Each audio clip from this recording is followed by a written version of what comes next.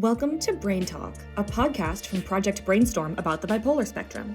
Your hosts are Dr. Jim Phelps, a psychiatrist and author of several groundbreaking books about bipolar, and Sara Schley, co-creator of BrainStorm the Film, a documentary inspired by her memoir, BrainStorm, From Broken to Blessed on the Bipolar Spectrum.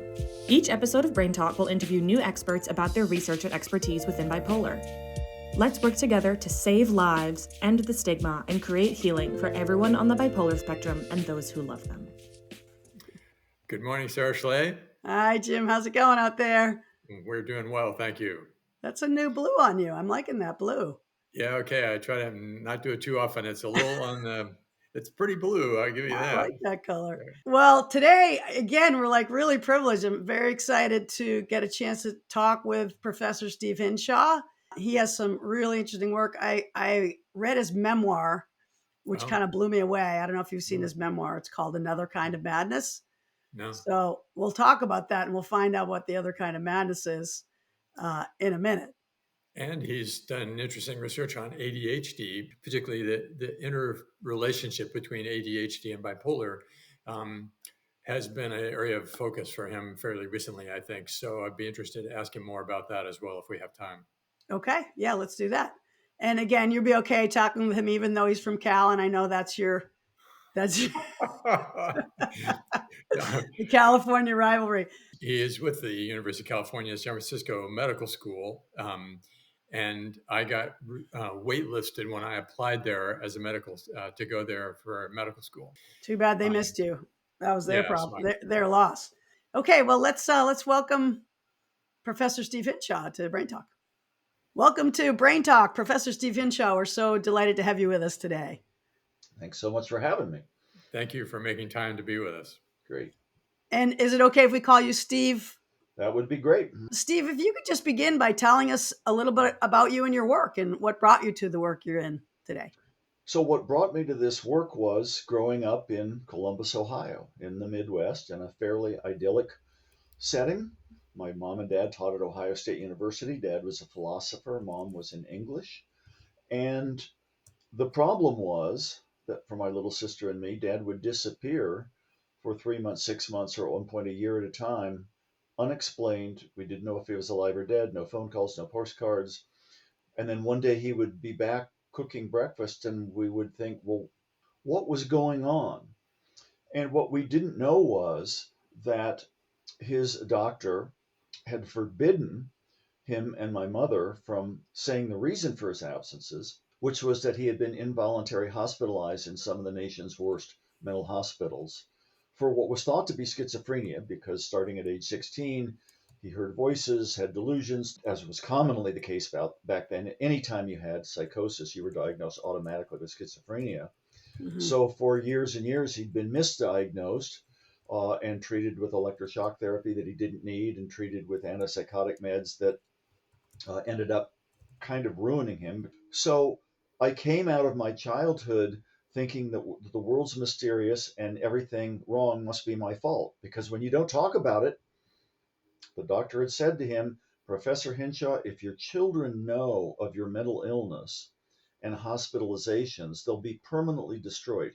You and your wife are forbidden from mentioning the topic. So that was the doctor's orders back then.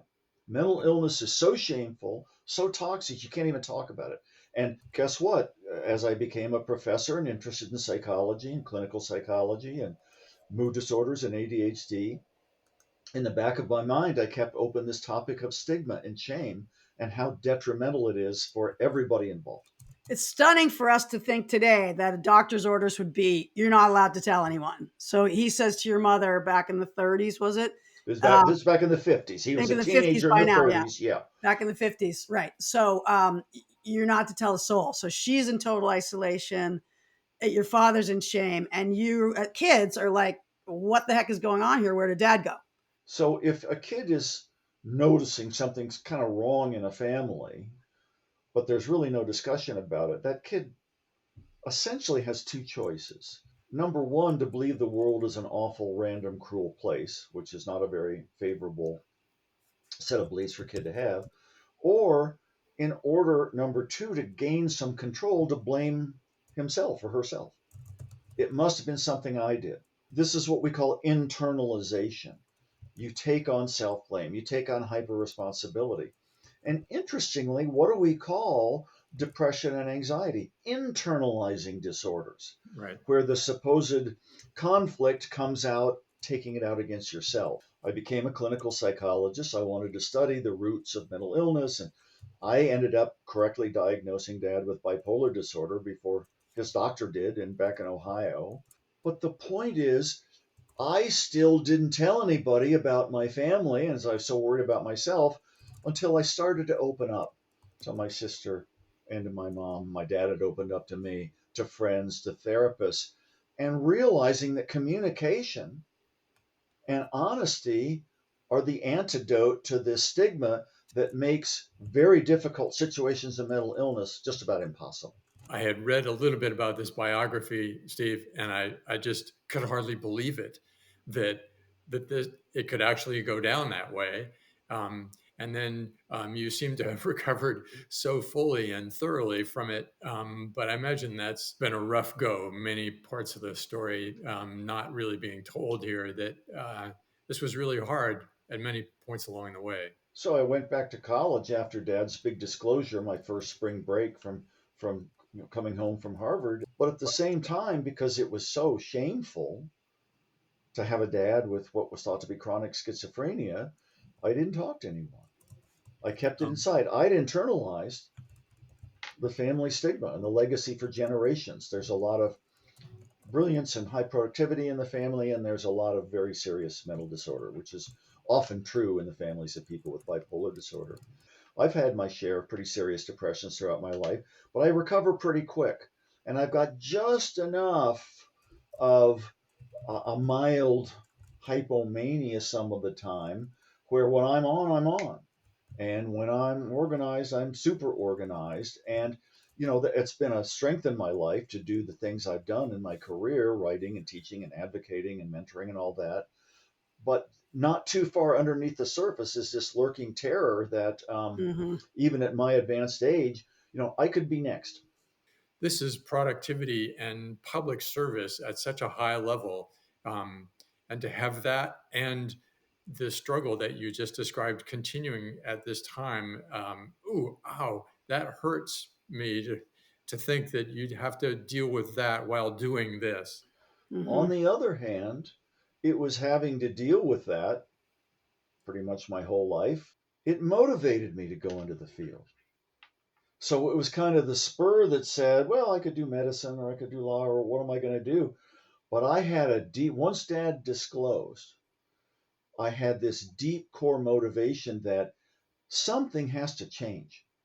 We have to talk about this. I'm writing a piece now for a journal about kind of my journey through my career. And as I say in one sentence, much of my passion for this field has been fueled by a smoldering anger at the professionals back then who ordered people into silence and thought they knew everything. Yes. Right. Yeah, we got to have humility in this field. Yes. Yeah. I mean, this seemed to be the theme of this show for me, but like for you, Steve, from your wound to your passion to your gift, right? You had this horrible experience and has generated so much passion to help other people heal. So I'm just going to say one more thing. It's unthinkable. How could a psychiatrist order the family into silence? Well, it wasn't so long ago that you would never put in the obituary that your great aunt or your grandpa died of cancer. The profession knew that cancer was an illness brought upon by kind of giving up hope. And you let your guard down and the cancer cells took over. And so there was terrible shame and stigma about cancer. Died of a mysterious illness, died of unknown causes, natural causes. And today, of course, cancer is a cause, and people rally around to fight it. So if you're in the hospital for depression or bipolar disorder, you're ignored. And if you're in the hospital for cancer, everybody sends flowers to support you. So mental health and mental illness are in many ways the 21st century. Still, it's 2025 now, but we're the cancer of a century ago.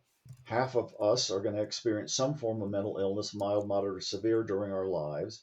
But we pretend it's a rare thing. We pretend it's something too shameful to talk about. You can overcome it only if you had enough personal resolve and will. So we got a long way to go.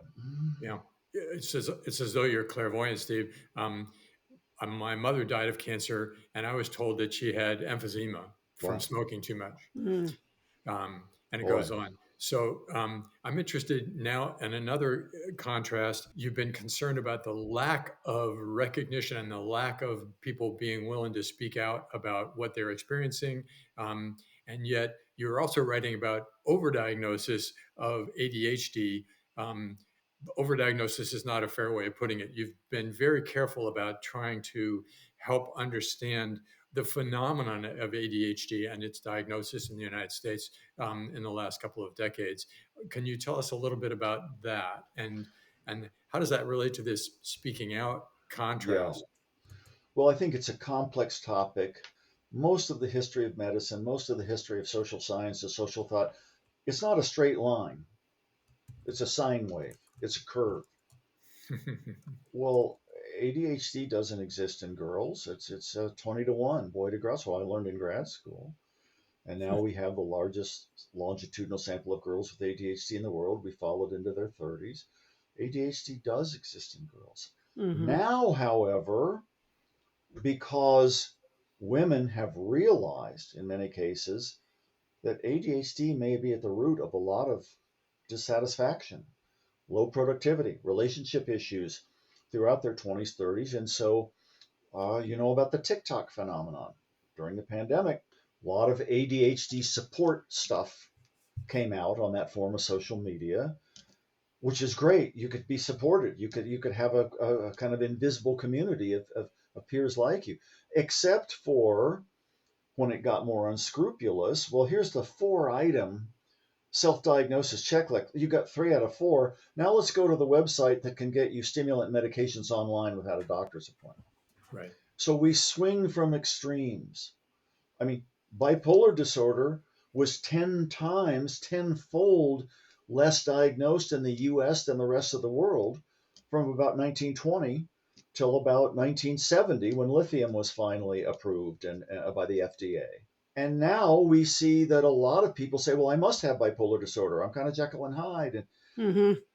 what underlies, especially with ADHD, the swings between underdiagnosis and overdiagnosis is the lousy adherence to diagnostic standards. Most kids get diagnosed with ADHD after 10 minutes in a pediatrician's office. No rating scales, no developmental history, no trauma history, and the doctor hears his kid isn't doing well in school, and the doctor doesn't do psychotherapy. The doctor has a prescription pad. And so when we have the kind of trend of ADHD is real, which is a good thing, but we have very loose gates, if you want to call them that, by which to get diagnosed, we go into these wild swings. And the hope is that science and wisdom will prevail, will do much better assessments Yeah. and diagnosis, and that we will realize mental disorders are, on average, overall, pretty darn frequent, some more than others, but not everybody has one all the time. Now, if I may, I was going to point out, well, there's a relationship between ADHD and bipolar. That's right. In fact, ADHD is a common precursor to bipolar disorder. For a long time, everybody knew in science and clinical practice that bipolar disorder didn't really emerge until your late teen years. And then, talking about swings in the field, the group at Yes. Mass General Hospital back in the 90s said, oh no, we thought that depression didn't exist in childhood before about 1970, but it does if you detect it. And we believe that bipolar disorder exists in a great many kids, except it doesn't look like bipolar in adults. You don't have swing. You're chronically externalizing, acting out, and internalizing depressed. So we went from 0% bipolar disorder in people under 15, 16 to about 5% of the population. And now we realize that bipolar disorder typically doesn't emerge till mid-teens or later. Bipolar disorder can exist earlier, but you need to do a very careful differential diagnosis to tease it apart from ADHD or depression or anxiety. So how would someone who is listening to this who's a parent, right, and they see this kind of behavior, Yeah. how do they go? They're listening to you saying they need a differential diagnosis. What does that mean, and how do they get it? So this is the product of our fragmented, should I call it a healthcare system or maybe Right. non-system, Not System, quite. right? especially when we get into mental health. Not quite. Yeah. Parents gravitate towards websites. And of course, the internet giveth and taketh away. If you go to the good evidence based ones, you can learn a lot about in your local area who's a good practitioner. You can go to support groups for parents to figure this out. But if not, there are so many trends, and over the decades, it's impossible for a consumer to get straight unless you can go to someone trusted and evidence based as a practitioner. But it's a very difficult system to navigate insurance wise, expertise wise, and just a sheer overload of information and misinformation out there. So for that parent that Sarah is describing, what would be your number one, two, and maybe three resources to which you would direct them? If you go to the National Institutes of Health, although, of course, in the current turmoil, we're not sure how long some of those sections will live on. Um, but there's usually factual information. Mayo Clinic has good stuff, Cleveland Clinic. There's good sites to go to get the basics. But then, number two, look for, and it's easier to find in urban areas and rural areas, but a lot of stuff's done on Zoom now. What are the parent support groups? Mm-hmm. What Yeah. are the self help groups where you talk to people with lived experience who say, don't go that direction, go this direction? To that point, Steve, you're reminding us that we had an incredible resource woman on the show called Elizabeth Errico, and her group is Children's Mental Health Resource Center, and they're Yeah. doing amazing work of parent support. This is so important. A lot of people during the pandemic, young people, well, I'm going to delay school for a while. I need to go online or find an online system to do this. But hers sounds like it's really taken the next step of being totally systematic about that, which is the only way to do it. Phenomenal Yes. group. Can we go back to your memoir for a second, Steve? Because it has a fascinating title, which is Another Kind of Madness. And I imagine you chose it intentionally. So, another kind of madness is part of a paragraph long sentence in James Baldwin's Giovanni's Room. Okay. And I could, if only I could write like James Baldwin. Right. And he's talking philosophically and historically about the world is divided into people who remember too much and forget too much. And then in the middle of the sentence, he says, but another kind of madness is. So when my editor and I, some years back, were deciding on a title for this memoir, she said, but wait a minute. Another kind of madness is literary, as James Baldwin. That's great. But isn't what you're saying that another kind of madness is the stigma? And I said, not only that, that other kind of madness, to use the archaic but very poignant term, is worse than the illness itself because it cuts people off from seeking care. It cuts people off from feeling that they have hope.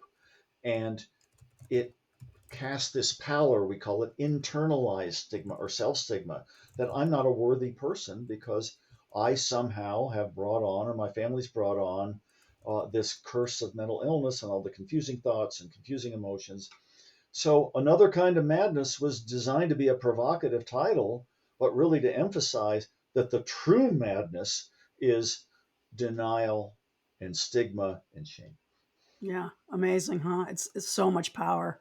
And you said, like in your case, the little kid says, either the world is a scary place or it's my fault. That's right. With bipolar disorder, some days you feel on top of the world, and some days you feel like you've caused, with severe depression, a lot of the world's ills. And that lack of a stable self, and with the Dr. Jekyll and Mr. Hyde stereotypes, and you could control this, the whole kind of Western way of thinking that everything is a product of one's self control and will or parenting. Talk about a condition that's ripe for self stigma. It's hard to think of one that would be more in that camp. So when you write a memoir about your experience of this whole thing within your family, I would imagine just the writing of it, but certainly the publishing of it is like another step, another level of putting the experience out into the world, acknowledging, but making yourself vulnerable and exposed. Yeah, I mean, frankly, there are pioneers before me. My former mentor, when I was an intern in clinical psychology, Kay Redfield James, Yeah, of course. Kay will tell you that, as she did in Lancet in 1998, the worst stigma she received after publishing her incredible memoir was from mental health professionals and professors in the field. Really? How dare you? You're one of them. You mean you shouldn't be a therapist. You should give up your license. Wow. You're not fit Wow. to be a professor of psychiatry as a clinical Wow. psychologist or a therapist. And it was vitriolic. To think that anybody with a mental disorder is unfit for medical or psychotherapeutic practice, A, we'd eliminate half the population Right. of therapists, That'd and be B, we'd everybody. eliminate half the people, more than half the people with the empathy and insight to really be good at it. Right. Yeah. You described this internalized self stigma. How did you address it in your own life? Because it's so dangerous, as you were saying. So my colleague at Indiana is Bernice Pesco-Solido, who's a sociologist. She and I are co-chairs of the Scientific Advisory Council for Bring Change to Mind. Our mission now is to form high school clubs, not mental health groups. We are in 600 high schools in the United States now, over 10,000 students, to change the dialogue about mental health. Bernice, as a sociologist, calls this cohort replacement. The young generation, with their social activism and their insight and empathy, are soon going to replace oldsters like us and bring a new set of attitudes to where we're going. Bernice also directs the National Stigma Survey, which is not in the census, but it's in off years, and it's large samples, representative samples of the US population. The American public today knows far more about ADHD, bipolar disorder, PTSD, alcoholism, schizophrenia than 60, 70 years ago. Over the past 10 or so years, for the first time since the 50s, attitudes toward and the desire for distance from anxiety and depression have improved pretty Oh, significantly. oh, Athletes, celebrities, Yeah. Michael Phelps, Glenn Close, right, Simone Biles, and with social media, it's okay to talk about these. And I think, what did Glenn say when she started Bring Change to Mind? Start the conversation. That's the 3-word mission statement of the organization. Mm. And if we can start the conversation with young people right at the time these attitudes and behaviors and beliefs really consolidate, maybe a decade or 2 or 3 from now, we're going to have a different middle-aged population, if you will, who has really been talking authenticity and disclosure and starting conversation for a long time. cohort replacement. What a cool idea. Cohort That's us. replacement. We're out. I was going to say, Steve, and I have kids that are in the early 20s. I think you may also. And anecdotally, I would say that, yeah, their attitude towards anxiety, depression, bipolar, they're way more open and they're way more accepting. That's right. I remember when I was coming out with my memoir, and I was terrified because of the stigma. And they said, "Don't worry, Mom, we don't care. Our generation doesn't care. That's your guys." That's right. So I think That's it right. is getting better. But I want to ask you, what do you recommend? You've been through this, you talked about your own internalized self-stigma and how dangerous that is. What do you recommend for people who are terrified because of the stigma or not starting the conversation because of the stigma? It's a sign of strength to talk about what's not going on well, because then you can get support and you're not having to hide it and stiff upper lip it. Finding support is crucial. I don't walk around the Berkeley campus with a sandwich board that says, Dad had misdiagnosed bipolar disorder. I've had a few pretty severe depressions. Talk to me. If I'm going to disclose, I need rehearsal and the right timing and support.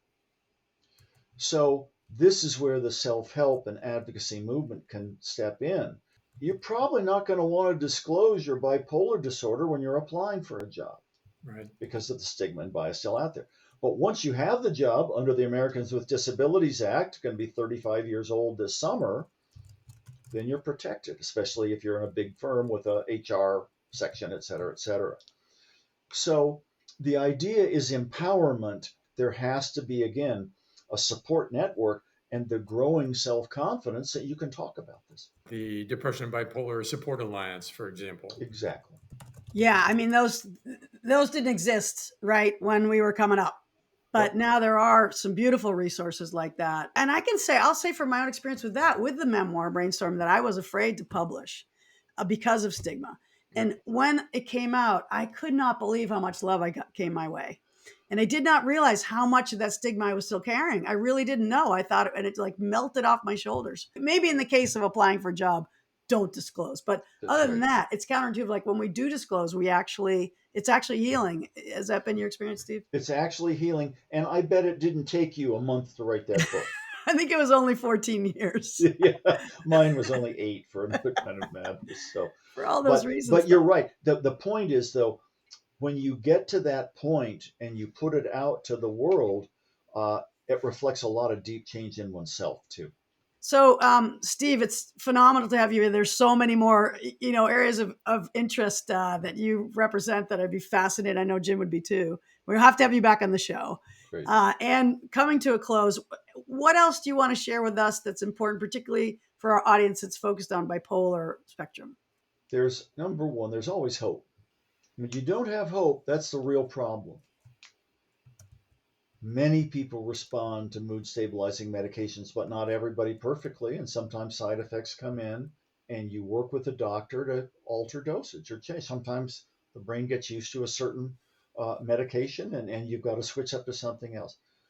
And to emphasize the point I've been making throughout, group support, family support, and maintaining the hope that recovery is possible. That you're not going to change your total personality style and who you are as a person. But you're dealing with an illness that is all too lethal. Still, 40% of people with bipolar disorder unmedicated will attempt their lives at some point. And tragically, about half of that 40% will, quote, succeed or complete a suicide. So despite the clear advantages in an evolutionary sense and a creativity sense for many people with bipolar disorder, it is playing with fire. And let's not get too attached to the myth that getting treated for it makes you less creative and less productive. In fact, so many people with bipolar disorder, in the worst of their episodes, who are very creative people, can't really function and do well and be creative or productive until they get treatment. Indeed. Well, I think even though you don't carry a diagnostic label, Steve, you are an exemplar of the subtleties, the advantages of a subtle understanding of That's right. complexities of these mental processes that sometimes get called mental illnesses. Yeah, we'd like to stereotype all good, all bad, all genes, all environment, all sick, all well. We're all complex blends of Yes. some point on a continuum of the thousands of traits we have. And ADHD wouldn't be in the gene pool right now unless some people with ADHD decided to be ahead of the curve and move before ice ages came in. I mean, there's genetic evidence for this. Yeah. We could talk forever about the many people with bipolar disorder who are among society's, and especially the first degree relatives of people with bipolar disorder, are among society's most creative and productive people. Yes. Most creative, and productive. But again, it's playing with fire because tragically, life's end too early for people with ADHD, bipolar, and schizophrenia, whether from suicide or from unhealthful lifestyles or accidents, etc. When people don't get that diagnostic assessment and treatment and support, right? That's right. That's right. So that's the argument for all the things you're saying. Start the conversation, get the support, get the treatment, because then, as we know, people like you and me and a lot of our colleagues can actually live full and healthy and rich lives. And look how much you are contributing. I mean, we talk about stigma and, ways to improve public attitudes, and media has to change. We have to enforce the Americans with Disabilities Act. We have to be in contact with people. But the best antidote to stigma for bipolar disorder is good treatment. Yeah. There you go. And that's fair too. May it be so. Yeah. Yes. Thank you very much. Thank you so much, Steve. And we wish you the best. Hope to see you soon. Okay. Thanks so much, guys. See ya. What a story, and what a set of accomplishments coming out of that story. Yeah, it's an incredible story. I really do recommend the novel. He's a great writer, and not the novel, the memoir. It's a phenomenal page turner. And, what happened to his dad, he doesn't get into as much in our conversation, but the way people like his dad were treated in the 50s, and he goes into the history of how abysmal that was. But yeah, look what Professor Hinshaw is giving us now as a result. And I was also interested to see the parallel with you and your book about what it takes to write this down and then put it out in the world. It takes a lot, but it was it was a healing process. I've talked about elsewhere that I had written them. It took me forever, right? There's a long story, and it's in the book about why I finally decided to publish it, but I still was too nervous to do it because I kept feeling the stigma. Like I felt like I was going to die. Like my heart was pounding so fast if I got this thing out. And my editor, God bless her, said, okay, because I wouldn't press send. She said, here's your assignment. You go home and you write, I'm bipolar and a better person because of it. And when I did that, it's 2 pages and it's at the end of the book. I was able to press send because it was a shame antidote. I could see the qualities of character that it helped develop. It was still scary, and like I said, it was a very healing experience. But yeah, let's bless Professor Hinshaw. Yes. Doing amazing work. And you. Oh, thank you, Jim. You too. All right. Well, we'll see you soon. Next time. All right. Good. Okay, bye. Thank you for joining us on BrainTalk, your bipolar spectrum podcast. BrainTalk is a program of BrainStorm, a multi-platform project about the bipolar spectrum, which also includes Sara Schley's memoir and a full-length documentary. We aim to save lives, crush stigma, and maximize healing for all people living with bipolar and those who love them. For more information, bipolar resources, and podcast episodes, head to brainstormthefilm.com.